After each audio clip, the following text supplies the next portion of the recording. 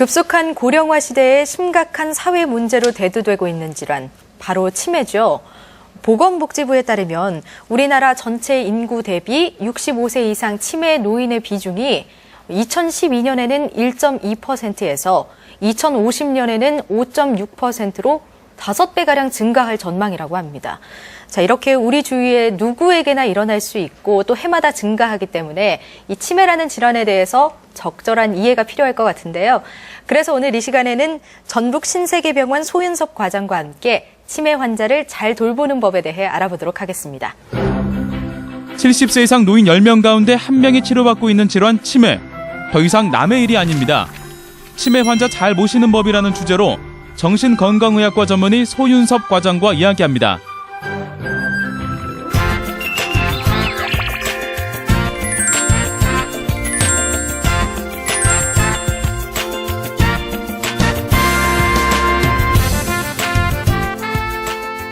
장님 안녕하세요. 오늘 주제가 치매 환자를 잘 돌보는 법인데요. 먼저 치매라는 질환에 대해서 소개를 좀 부탁드릴게요. 네.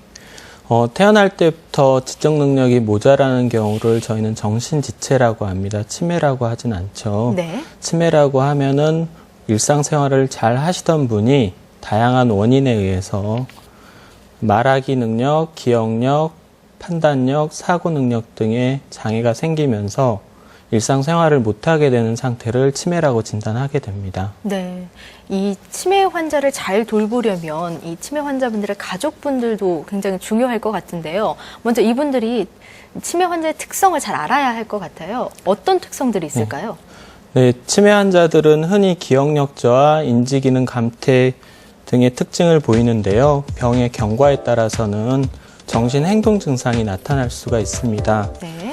치매 환자에 생기는 비현실적인 생각, 의심 같은 거, 감정 조절이 되지 않는 우울, 불안 등 현실에서 존재하지 않는 것에 대해 있다고 느끼는 환각, 망상, 부적절한 행동을 하는 공격, 배회 등을 정신행동 증상이라고 합니다. 네. 이런 증상들이 나타날 경우 마치 환자의 증상이 더욱 심해진 것 같고 더 이상 호전이 될 것 같지 않아서 보호자분들이 많이 치료를 포기하는 경우가 생기는데요. 보호자분들은 예전의 환자의 모습만을 기억하다 보니까 갑작스레 달라진 환자의 모습을 보고 치매 질환이 심해진 건 아닌가라고 생각을 하게 되는데요. 이런 정신행동 증상은 치매 환자에 있어서 90% 이상에서 나타나는 것으로 매우 흔한 증상입니다. 네. 적절한 약물 치료하고 환경 조절을 통해 임시 감퇴 증상보다 훨씬 더 잘 조절될 수 있기 때문에 걱정하지 마시고 정신건강의학과 전문의를 방문하셔서 진료를 받으시면 되겠습니다.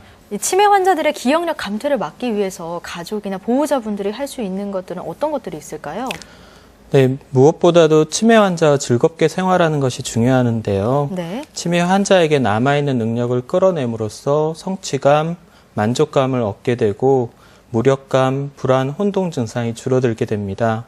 활동을 통하여 치매 환자들이 잊고 사용하지 않는 근육을 사용하게 되며 남아있는 능력을 활용할 수 있는 중요한 기회가 됩니다.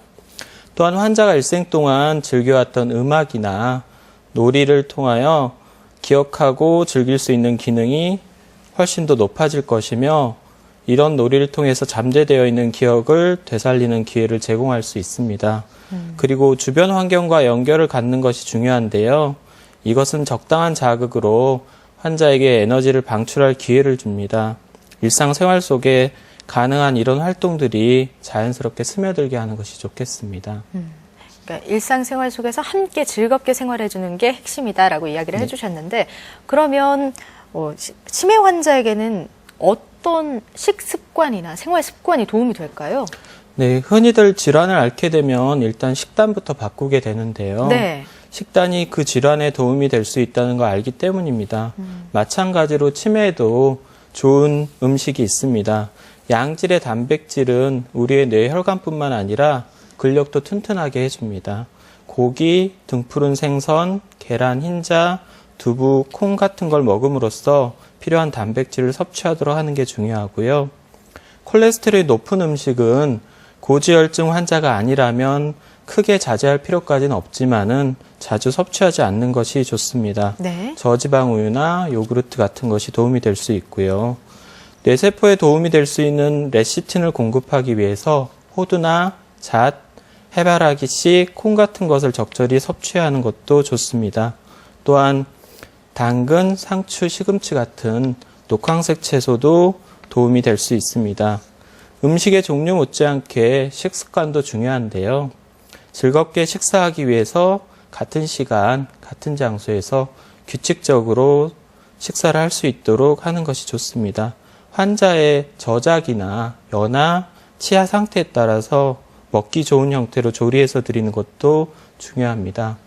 만약에 식사를 한 것을 금방 잊고 환자분이 요구를 하신다면 가능한 범위 내에서 적절히 응해 주시는 것이 좋고요. 네. 다만 과도한 열량 섭취로 인해서 환자의 체중이 급격히 늘어나지 않도록 하는 것이 중요하겠습니다.